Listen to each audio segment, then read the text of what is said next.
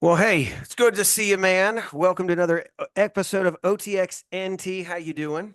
I'm good. I'm good. I'm doing fine. You're the one that's scrambling with VBS and all the stuff happening and all the things. I got right, and you don't see this in front of me. I got uh those things Ooh. to like for the penny wars as we're doing our offering. Like my office is insane. I'm this corner looks the same, but there's no like walking space in here. VBS is in full swing. In fact, we're an hour late in our recording. Told Andrew, "Hey, it was going to be at 1:30. Let's do that." And then Sam's Club trips and storm coming and trying to tarp your decorations outside an hour later. Here we are. So thanks for waiting on me. Yeah, no, I'm happy about it. Just just working while I'm waiting, so no problem, but the exciting thing is that we got a lot to talk about. Oh my Oh goodness. boy, yeah, we Um, do.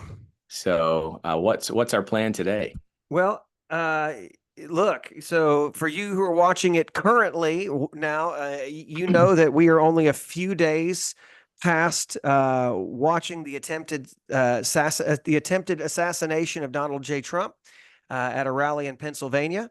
And so there's been a lot there to kind of sift through and to talk about. I mean, there's so many different angles that as they relate to the Christian that we need to talk about. So that's what I'd like to do is just kind of almost a news roundup, but there's some big theological pieces that we got to talk about that come with it. So anything, and I'm talking, man, from the strangest of the strange to like the absolutely miraculous. So I want to talk about that. Yeah. Yeah, let's go for it. Let's jump into prayer and then we can just see what we can get done in our time. Let's do it. Please join me in the Lord's Prayer. Our Father, who art in heaven, hallowed be thy name. Thy kingdom come, thy will be done on earth as it is in heaven. Give us this day our daily bread, and forgive us our trespasses as we forgive those who trespass against us. And lead us not into temptation, but deliver us from evil. For thine is the kingdom and the power and the glory forever and ever. Amen. Amen. So All right. look, to me, Andrew, and I don't know about you, but I feel like this is one of those moments in history. It was going to be like one of those, it's going to be, where were you when this happened, right? Like, what were you doing? Kind of everything kind of froze and times went slow this past Saturday as we're all waiting, watching, like, what's going to happen? Because even though he got up, right, and afterwards and did that awesome, fight, and Yeah, then went fight, in fight, blood fight. dripping down his face, the American flag, but like, even though the optics of that, like you, like I know just from that, I was thinking about this. We had missionaries overseas that we knew of that um, even after something terrible went down, one of them was able to call us and talk through it and seemed to be fine and didn't realize that there were other things that went on, bullet stuff that then it was only later on that they died. Like, so in my mind, I'm like, there's nothing, there's no telling how bad Yeah. this is really is. And so that was crazy on Saturday. Yeah, it was the craziest thing. We were driving back from Phoenix and I'm getting a text and I'm thinking about uh, someone's asking me about something that's completely unrelated. And then we end up watching the news and I'm with my boys and my wife and it's like, wow, this is the craziest thing ever. And of course now, there's been a lot of comment between then and now. So we're a little bit late to the game on some of this, but it's almost helpful too, because we've had a chance to debrief it a little bit. But yeah, there was just nothing in my life that can compare to what No. happened. I mean, Trump just doing his thing, and then all of a sudden, they grab the ear, drop it down, and you think, what is happening? And the news media refusing uh, to say the obvious, and whatever. They're That was calling, incredible. yeah, Babylon B yeah. had a great time. Oh, Babylon B and then Not the B had a great time satiring how bad it was in terms of trying to get real information from the legacy media. yeah. I mean, they really didn't want to say what was obvious, and of course they got to be careful. So I'm not too worried. It didn't take long, but anybody that was watching the video knew what was happening Yeah. there. And Yeah. they're, well, maybe it's glass. Maybe he hurt when he hit the ground. I'm like, no, he just got shot in the ear. Yeah. It was just crazy. And of course, lots of questions about how did this happen, but I mean, you just gotta say this guy is an incredible human being. I mean, just hopping up and you know like if you're a man and you watch that and you weren't moved in a deep place in your soul, I don't know. It's just like him or hate him. That is just it was an incredible moment, and I think it won the election in that moment. But who knows? There's a lot of time between now and then. But Exactly. yeah. Um, but that's kind of how I was watching. And of course, they just kept repeating it over and over. And Hmm. every time you do it, you're like, this actually happened. This is unbelievable. Since I've seen the computer imagery that people are doing on the internet, where, it shows its head from up high and how the bullet would go. And you're Yeah. just, okay. So, and then Lindsey Graham, right? Fate stepped in. And I think that's kind of the jumping point that we wanted to, I don't think it was fate, Dr. No, Pate. no. What do you So think? yeah, I mean, so I thought this was a perfect launching point because I think there's been some good theological discussion that's been happening about what happened, right? Should we talk about this theologically? And so yeah, Lindsey Graham says fate stepped in. People will say, well, it was how lucky, right? How lucky he is to be alive. But let's talk about like theologically, what do we really actually know? What does the Bible teach about those things? Is it a coincidence? I mean, and what I have absolutely loved is put into perspective. If you've seen like the AI models now of, if you watch the, and I wish we could link it. I don't know. We got to figure out how to do this better. We can like real time show that. But like if you see, it's the fact that he turns his head, and if the fact that he turned his head for just a second or two, had he had not turned it, the bullet would have gone straight and blew off the back of his head. And so you got to ask the question, like, was that just a lucky turn, right? Was that just what Yeah. that is? And I think that we have to come back to this biblical view of providence. And I think the first person that I saw that was front out the gate saying like we need to understand what this is all about, this providence, was Al Mohler. He was the one I saw that from, and since then I've seen some other people talk about providence. But you know what? Providence has been a great discussion that I've been thinking through and talking about because on Wednesday evenings I teach a class called Questions. And in the class Questions, we're going through the London Baptist, well, the Catechism. So the Baptist Catechism that came out, and one of the things that we're doing is we're just kind of exploring some of the old stuff that people used to teach. And so we're talking about providence. So in Baptist Catechism, so this is what is this 1693, I think, is pretty sure 1693 is the catechism. What are God's work of providence, right? It says God's work of providence are his most holy, wise, powerful, preserving, and governing of all his creatures and all their actions, right? And so what theologically we're talking about is that God is over everything, sovereign over everything. And so just a couple of verses I'd throw out to kind of put there is obviously like I love this one in Colossians 1. I know I'm getting to your area in Pauline stuff, but like I love this verse when he talks about with Christ. He says he is before all things, and by him all things hold together. I love that image of that, like Christ is the reason that like all things hold together. And of course, my go-to, the one that just like floors me every time, is the one of Jesus talking about that how God is over all of creation. And is it, I think it's Matthew, let me just see, Matthew Yeah, 10, uh, 1029, the 10:29. sparrows. Yeah, Yeah. read it. What does it say? Uh, are not two sparrows sold for a copper coin?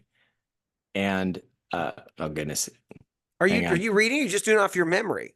I was reading it, and then my browser just told me that the page isn't responding. It's stuck I'll a finish frame it for right you. in front of it.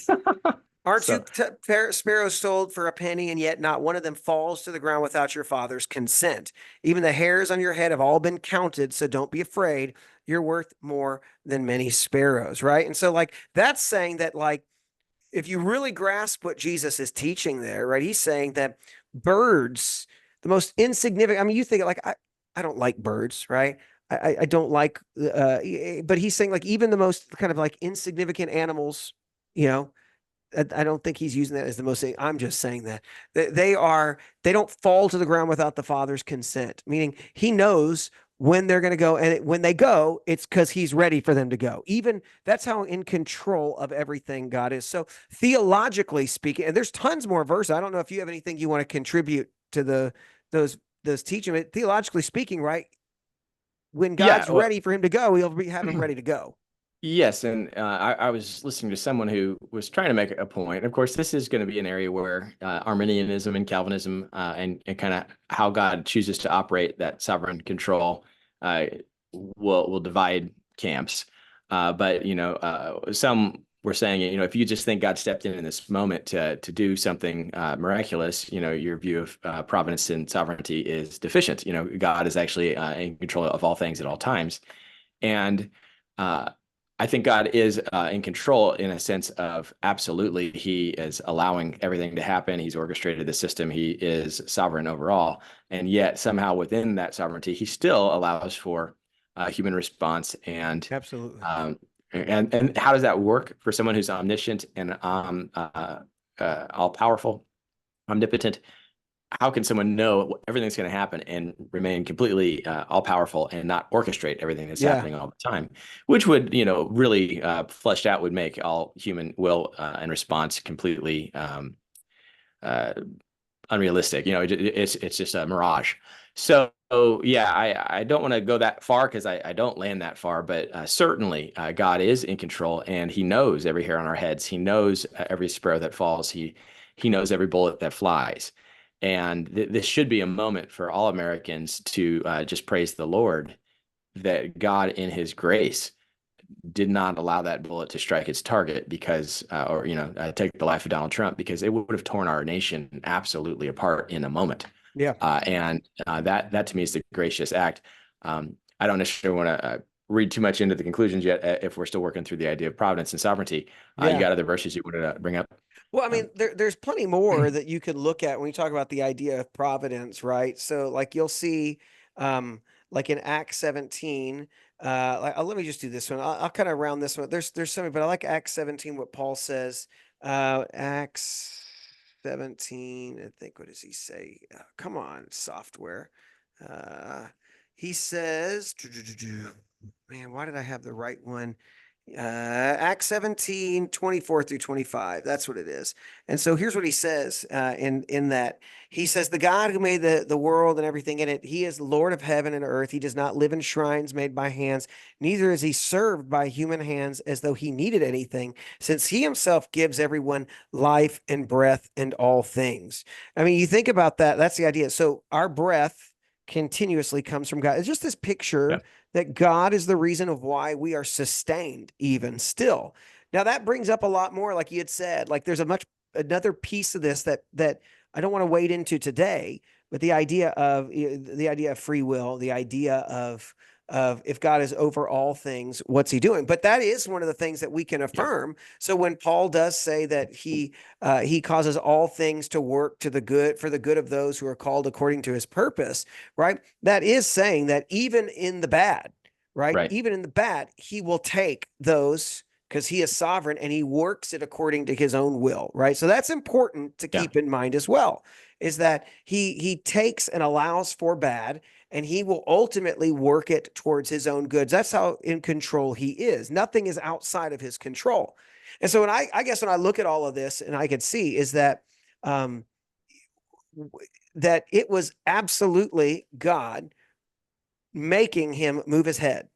Now, whether he did it or God just put it in his mind to move his head, right, to go look at this thing, God was orchestrating that because God has a purpose. He's not done with him just yet. There's right, God, right. God has something in mind that he's doing. Now, look, you and I, like we said, we're only a few days out on this. We don't know. It could very well be that something else terrible could happen. It was just that wasn't the day to have it happen. There's like, we don't know in the grand scheme of everything. We're just looking at what we see right now, trying to process this. But I do think that, yes, God allowed for that. Who knows? God may take something like this and work it for the good of our country. It seems like that could very well be that, but it could very well become a completely different direction. All we know right now is it was a good thing for him. And I do think that leads into something else, right? Which is this discussion of, so what would happen? What's going to happen to him? My hope, my prayer is that leads him to the same Yeah. place that we're saying, which is, um, God has spared you for a reason. What are you going to do about it now? Right, right. And what was good, I talked about briefly on Sunday. I didn't want to make the whole service about the context, and at the same time, I didn't want to shrink back and not address it. That's the hard thing as a pastor in situations like this. Everybody in the church is thinking about this, Yeah. and the temptation is to take the focus off of Christ. But I think that this points to Christ, right? And for those that are, well, he just got lucky. Okay, the pictures that have come out as a result of this, it's almost like God is just screaming. Not only did I save his life, I gave him the greatest photo ops of the 21st Yeah. century. And I love the way Doug Wilson responded. Look at that photo again. All right. It was obviously staged, just not by Trump. And of course, his hand looks like he's almost holding the flag. We have the Secret Service agent. She's too short to cover his body. And of course, we get into a whole thing about Secret Service, and that would be interesting. But regardless, their job is to cover his body with their bodies. And she's not capable, but because of that, he's towering over her and holding it up. And he's a tall man. I couldn't cover his body, but it's an epic photo, and the blood. You couldn't stage that any better than it actually happened. It was just unbelievable. And these are just kind of things to recognize that's going to be in every history book. That's going to be a moment that's burned into people's minds, and it's just unbelievable. And it's one heck of a coincidence if you don't have a view of providence and sovereignty. Now, the thing that I don't like, and maybe stop me if I'm going too fast. Yeah, go. Was all the Twitter stuff about, hey, he was shot at this time at 6/11. We go to the Bible, we go to the next verse, and armor of God, and all of that stuff is really, I think, a dangerous thing to engage in. And it is kind of interesting. Yes, the armor of God verse would follow, but of course, you got to jump into a book of the Bible. The verse and chapter markings weren't even there until centuries after Christ. Like Bible code, pop. Yeah, like it's quite ignorant. It's not how it was. I mean, that's coincidence. Cool. But yeah, you're absolutely right. Like, you can't do that. You can't just be like, oh, if you just, because you remember when the Bible code came out, that was the whole thing of like, if you just put the numbers in or the name, like it'll like, no, that's not how this thing works. No, good passage for sure, but not how that works. And I pray that he was wearing the armor of God, and I pray, I quoted the Reagan diary statement after he had survived his assassination attempt. And he basically said, I owe every day from now on to God. And Trump came out with great thanks to God for sparing his life. And I hope that he will then operate with this idea. I think the danger for Christians right now is to say, yeah, I believe that God blessed Trump, spared Trump, and has a purpose for Trump. I don't believe that means Trump will fulfill that purpose in the positive sense that God desires. And I pray that he does. I think we really need to pray for him right now. And then, it's been very disappointing with the RNC and the direction that they've headed. And I feel like you see God step in and do something unbelievable. Just you don't notice when the sparrow falls, but the Father does. This was such a grand entrance of God to prove to us how he is intervening in the affairs of men, to quote Ben Franklin, I believe. And then to turn around and have a Sikh pray, and to the high places are standing. Yeah. And, I would see someone put on Twitter, just remember he wasn't supposed to even be there. And, the conspiracies are floating, right? That this might not be him. This could be the RNC. Well, he is the RNC. And I'd like to give him some time to see if he really will turn to Christ and lead with Christ. And the RNC is not the church. I get all that. We can go down that road if we want. But it is kind of one of these things that I see God has done a miraculous work. He has to recognize. And you could see even watching his reaction on the RNC, he's emotional. There's something that he recognizes, and he's not supposed to be there. So I hope that he sees that movement. And of course, we should extend it to the breath that we are breathing to have this conversation is a blessing of God keeping us alive, and every moment is that. But this is somewhat remarkable and out of the norm, and it should just point us to a great praise to God's glory, and continued prayer that God would help Trump to make the right decisions, as it looks like he is probably going to be the next president of the United States. It's just it's hard for me to believe that he won't be unless something catastrophic happens. And I'm also praying for his safety, because whoever wanted him dead, if it wasn't the lone shooter, lots of people are actually grieving the fact that the young man missed. And it didn't take long for the denouncing of this moral crisis to fall right back into the same political baloney. So yeah, man, I'll tell you, I keep thinking, yeah, will this be a moment for him to draw near? Because obviously, I kind of look at him like, yeah, I think he definitely has been um, very friendly towards Christianity, right? Yep. But at the same time, there's been like, especially you look at towards the RNC, very kind of worldly, ecumenical kind of a thing. Um, and to some extent, like that was the trajectory, and he shot Saturday, so I don't think if there's a change, right? I'm trying to also be mindful. If there's a change, that a lot of that stuff wasn't going to be, you ain't going to switch all of that up last minute Yep. like that, right? But I also think, I think that, yeah, you need to be, I think God has allowed for things and to try to get a hold. I think if for any person, not just the president, right? That any person who has an experience like that should stop and say, why was I allowed to live? And Yeah. so my mind goes to like Daniel 4, where it's like Nebuchadnezzar has this dream, and it's at the end of that, like he's so prideful in and of himself, and is like looking at all that he has done and how great he is. And then the words in Daniel 4:31, while the words were still in the king's mouth, a voice from heaven said, King Nebuchadnezzar, you're to declare that the kingdom has departed. It is declared as the kingdom has been departed from you. You'll be driven away from people to live with the wild animals. You'll feed on the grass like cattle for 7 periods of time until you acknowledge that the Most High is ruler over human kingdoms, and he gives them to anyone he wants, right? Like that idea that like God is over it all and he'll give it to anybody he wants, he'll take it away from anybody that he wants, right? And so you hope that like they have a moment, because even in that story it says, he looks up and has this recognition, right? That he says, I praise the Most High and honored and glorified him who lives forever. His dominion is an everlasting dominion. His kingdom is from generation to generation. All the inhabitants of the earth are counted as nothing.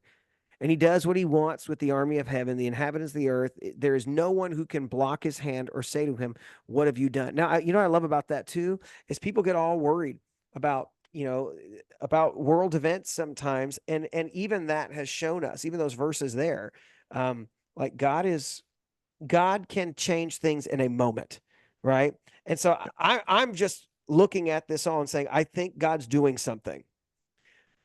I don't think that Yep. that's that far on a limb to say I think he's doing something and his hand is not going to be thwarted. But the focus is Nebuchadnezzar has to have this humbling, this experience to recognize it's all gone. And my hope is that there's the same thing as that, like a real strong. I'm not saying much he claims to be, right? But I would love to see that if he was very nominal, that it would draw him closer. And if not, if it was just kind of name Yep. only, that it would be, there you go. So I got another question for rapid fire, some theological stuff for you. All right. Uh, you want to finish this? Because I got two other areas I'd like to explore, all connected to this. Yeah, well, I would just reiterate what you're saying, and nobody could watch what happened. No Christian, in my mind, can watch what happened and not see that God spared his life, and there's got to be a purpose. And maybe that purpose only extended so far as to avoid a civil war, because many Christians are praying for the nation.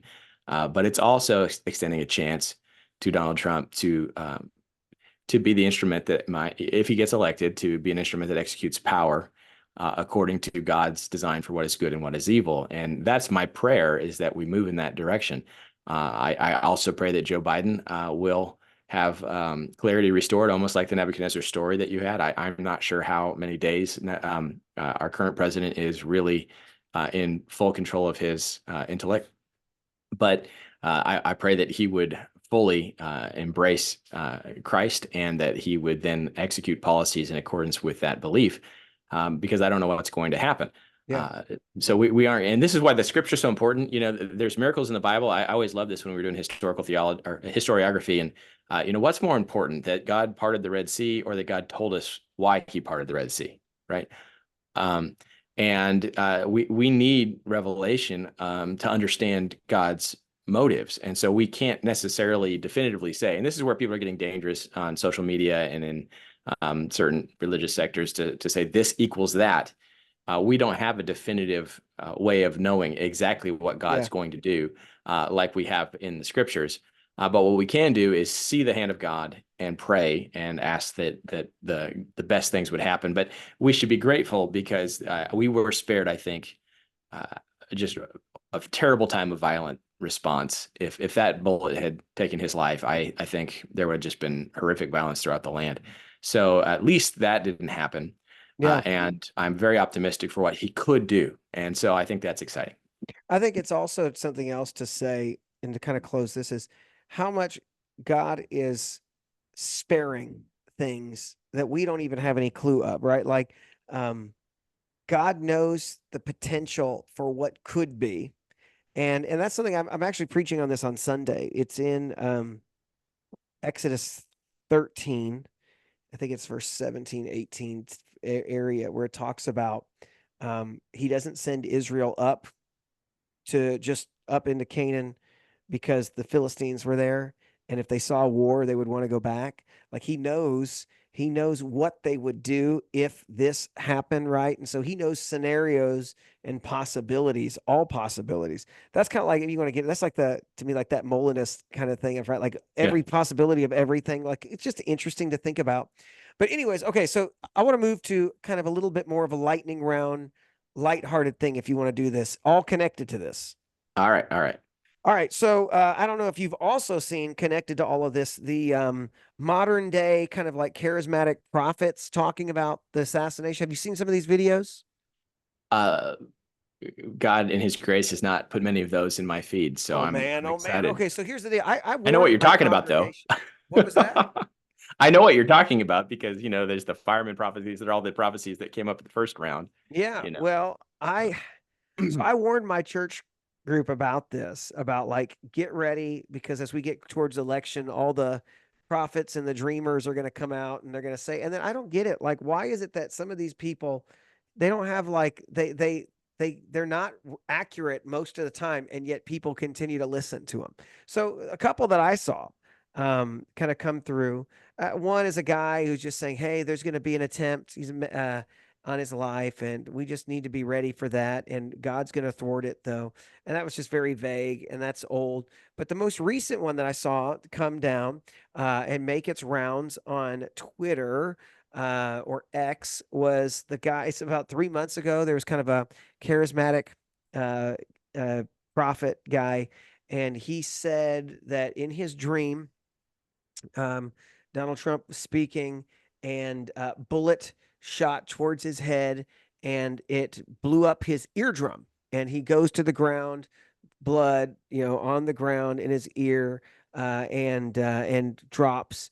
And as he's dropped, he says he's praising the Lord and all of that, and he gets radically saved. So that one resurfaced recently, apparently, because of it. It's a fairly interesting one of like, okay, well, maybe it's like, I guess there's some little bit of grace in that. Like, I don't know what happened to his eardrum. I don't know about that, but here's this guy saying he sees something happen to him, hits his ear, drops down, and has this conversion, right?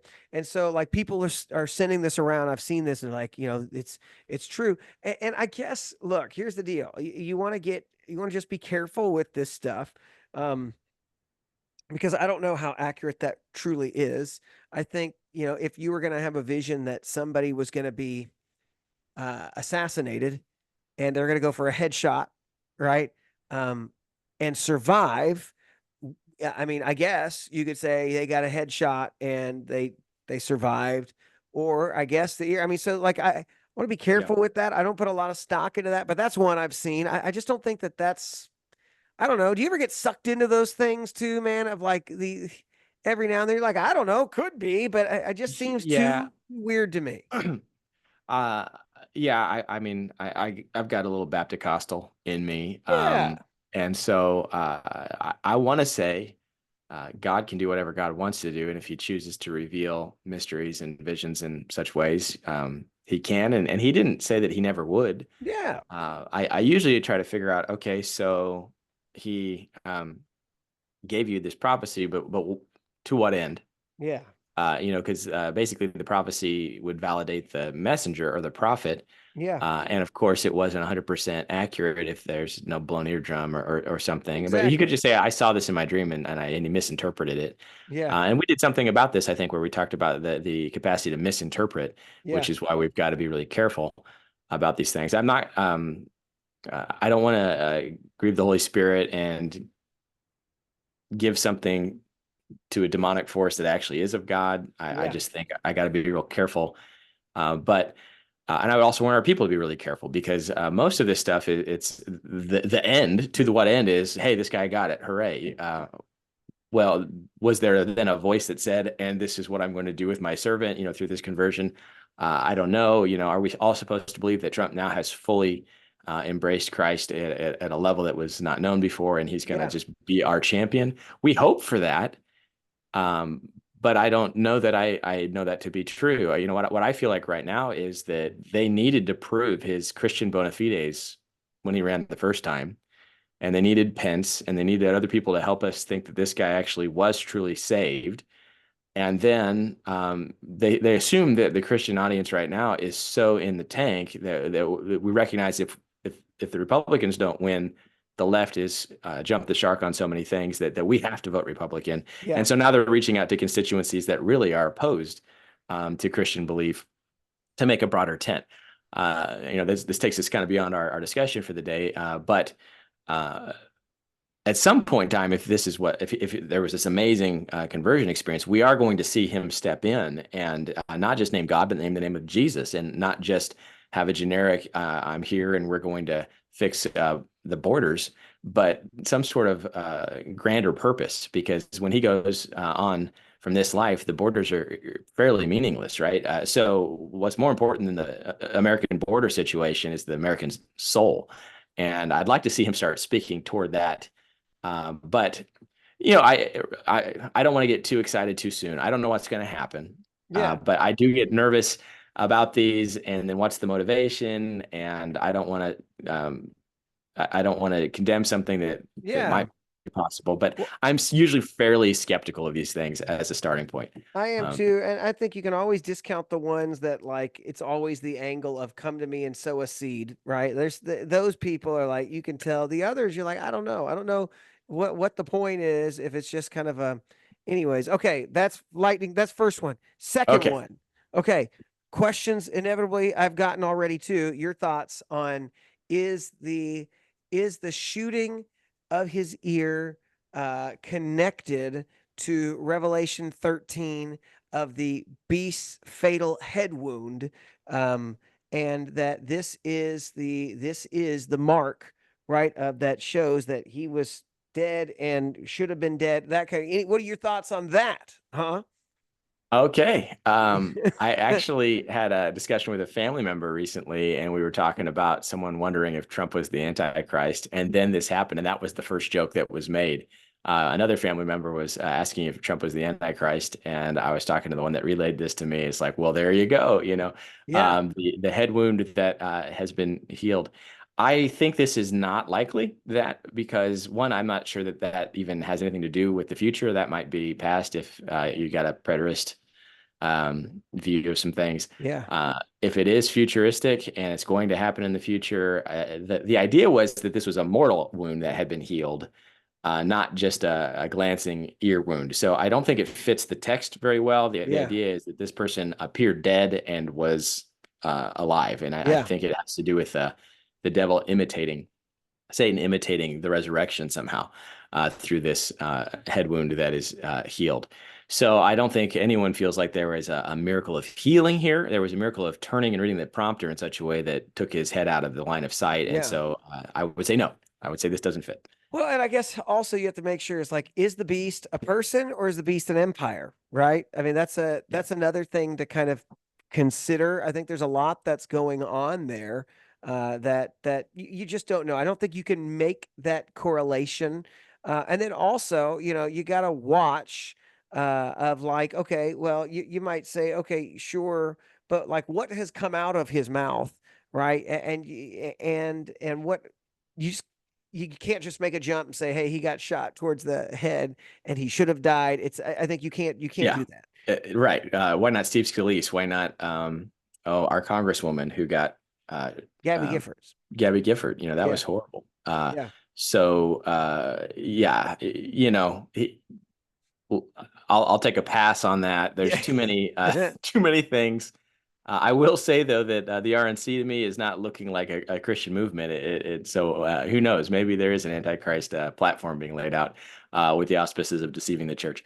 I'm a little cynical today on that stuff. I should back off a little bit, but I get it. nevertheless, I get it. But yeah, I think it's just something that I saw one person say this, that it's evidence that it's evidence that Christians have disengaged from the political process, and it's a challenge.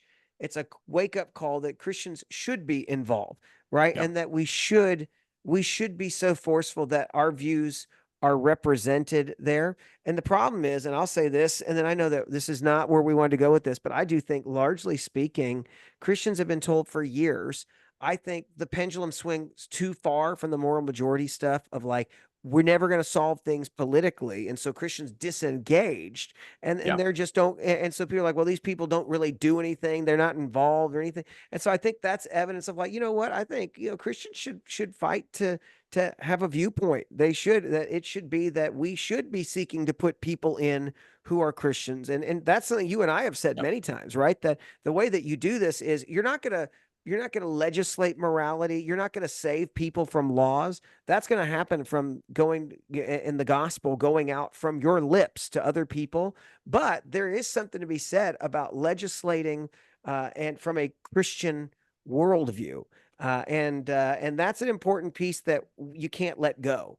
And so Christians, I think it should be a wake up call to engage yeah. and to make your voice heard for sure.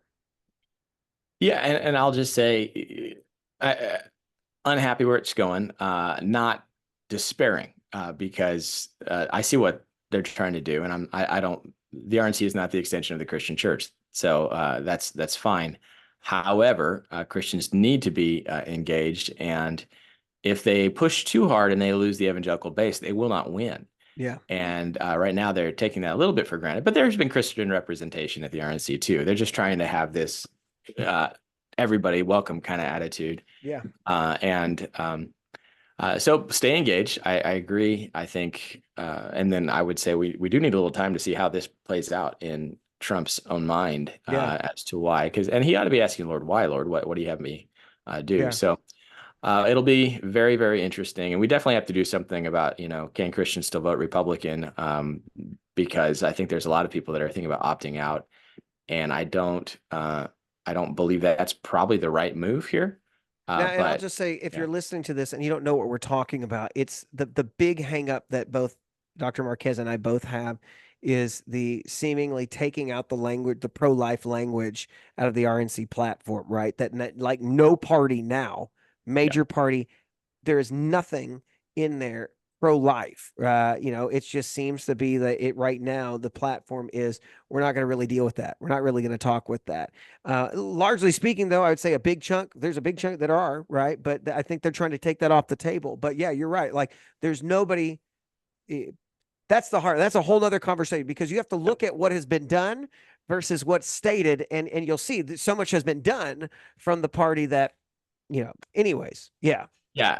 And I would. There's also been weakening on traditional marriage and our stance there. And so I would say that I think the high places, if we look at the high places of ancient Israel that they never tore down, Yeah. that was always the sin. Even if a king was relatively good, he failed to tear down the high places and Yeah. restore proper worship. I think our high places right now are, unborn lives are being taken, and then this rainbow morality. And we just got a weaker platform on both of those than we had before. Yeah. And it's weaker, and the states are still vibrant, but it's something that we should be aware of, and we should be very active Yeah. about the future on that. And so, but I'm not at a point where it's like, But well, I'm going to throw my hands up. I yeah. You know, But I think you're right. so I think it's key to understand that a biblical perspective is that a party and a person is not going to is not going to change anything, right? Like that we need to keep that in mind, that I cannot fully align myself with any person or party, because ultimately those are going to let you down, Yeah. and those do not reflect Christ. And so that's just something to just, it's not good to wrap yourself in the flag of a party, and wrap yourself up and to unite those as one, you know. But I do think you need to wrap yourself in the Christian flag and truly continue to push that. I think we want that. Yeah. But anyways, yeah, I think I'm not down for like wedding the two together. And like because yeah, you're right. Like that does not kind of it. The platform does not fully um reflect a biblical view. In Yeah. fact, it doesn't reflect in some spots. It takes things out. But that being said, there's another conversation probably you don't have to do as we get closer to November. So Yeah. what does a Christian do? What are you looking at? Yeah. Yeah. Well, you got any other rapid fires? No, those are the two big Those are the ones, two. is the charismatic dreams and the fatal head wound. Those were my two big ones today that have come in. I got nothing. If you got any questions, shoot them in the comments bar for sure. Yeah, one distinction I thought would be helpful. Roger Olson writes kind of from an Arminian perspective, and I wouldn't call myself an Arminian nor a full Calvinist, but he does discuss the idea of sovereignty of sovereign de jure versus sovereign de facto, and I think this is helpful that God is sovereign um, de facto. He truly is, but sovereign de jure, sovereign of the day, he has chosen to allow us to operate within his program. And so he is not forcefully uh, requiring us to respond in the ways that he would like us to respond. In fact, oftentimes we rebel against what he's laid out. And I think that has always been a helpful way. But when you do see something so remarkable as what we saw with this failed attempt, I mean, multiple rounds. It wasn't just the one round that missed; all of the other Yeah, rounds missed, you're absolutely right. and it's just it's an incredible moment, and it should get us, I think, excited about the future and the fact that we were spared a terrible tragedy. And now let's do the work. I see. I mentioned it before we started. I've really been drawn to Jeroboam, and God gave him a plan and a kingdom, and He said, "Now go do what's right." And Jeroboam did not, and Yeah. it was a very sad deal. And so this is the kind of thing that you see in the Kings, that there is power and there is a program that God gives, and He miraculously installs people, and then they either do or they don't do what Yeah. God wants them to or calls them to. And so this is not necessarily a guarantee. So I guess the one thing I would say is you probably have a few people in your church or people that are listening to us that are like so gung-ho Trump that it almost becomes like this is God's signal from heaven that this is my anointed Yeah. one for this time, and I would be very very nervous about that. But I do think that you can't miss that God has done something remarkable. But I mean, how do you respond to that idea of it's undisputable now that Trump is Yeah. the guy? Well, I just think you say it's undisputable that God has done something, right? What you don't know is what is that something. So everybody needs to be meditating on the fact that he should be dead, but he's not, right? And he definitely needs to be. But for Christians, you have to get back to I don't know what it is that he's doing. I don't know what God's put, but I can't go much further than the fact that God had him survive today, right? And because you don't know if God is going to, and that's what I think kind of goes back to some of the charismatic kind of prophecies, because there's some of these come out that there's going to be, the way that they talk about some of this stuff of what will come as a result. And they're painting this picture like, oh, what it's going to look like. You don't know that. None of us know that. And I think that's all you can say is what I know is, and go back to how we frame this today is, I know how providence works. I know how God's sovereignty works.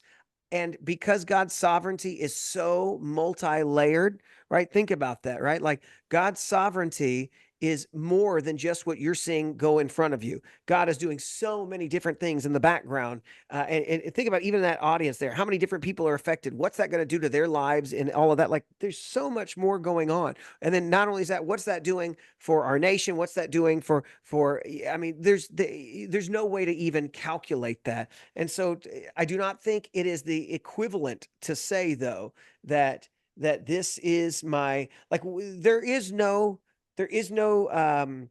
like Isaiah to come out and to say like, this is Cyrus, my chosen instrument. There is no Jeremiah to say, this is Nebuchadnezzar, my servant.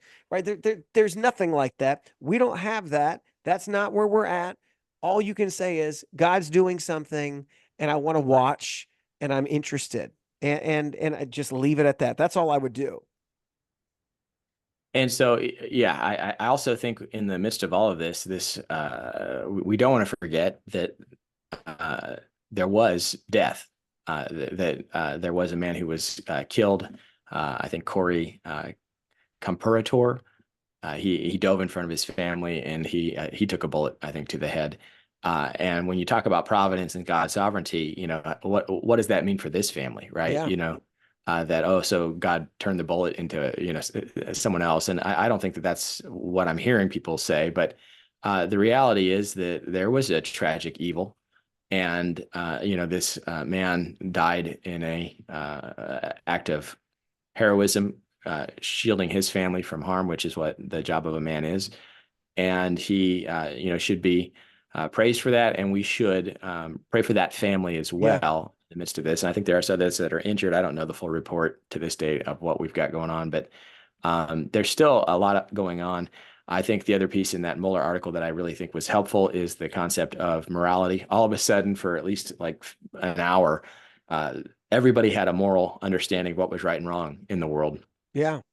And of course, that's evidence of God, So not only did God do something miraculous that says, wow, but also there was a universal response of condemnation, and that we don't want this type of thing, and that this is evil. And that's an important temperature to take of American populace. Do you trust in God? Do you trust in the God of the universe? And do you understand that your ability to recognize right and wrong and good and evil is a pointer to God? And I think that there's a good opportunity for us to take this not as God hath ordained Trump for this purpose, and rather say God has shown himself in a mighty way. Yeah. And what this should be cause for all of us is repent. Yeah. Whatever you do, we know the right answer for this is we need to repent. We need to be praying. We need to trust God, and we need to, as a nation, turn to him. Yeah. And if we don't, then, there was a period in American history where a lot of people were shot and executed in riots. And this is the kind of thing that I think we've been spared temporarily from. Yeah. But be it prayer and walk with the Lord. I think another perspective, and then we got to run. Is, like, I love what Vodi Bakum. I remember when I first heard Vodi Bakum speak, I was probably 17. No, I was probably 18, 19 years old. And he was talking about, he came to Cal Baptist. We were there, and he was talking about how, this idea, right, that God is the one who gives us life and breath. He is a good God. And despite all that we have done, all who we have been, the places we've been, the things that we've done, the things that we've thought, and how we have rebelled against him, and yet he continues to give us life. Like, that should put into perspective how good God is to us, and yet he sustains us, and so I think for everybody there should be a place of humility for every person, saying, this God, he is the reason why I am still here now. And when he's ready for me to go, he'll be ready. I'll be, that'll be the time.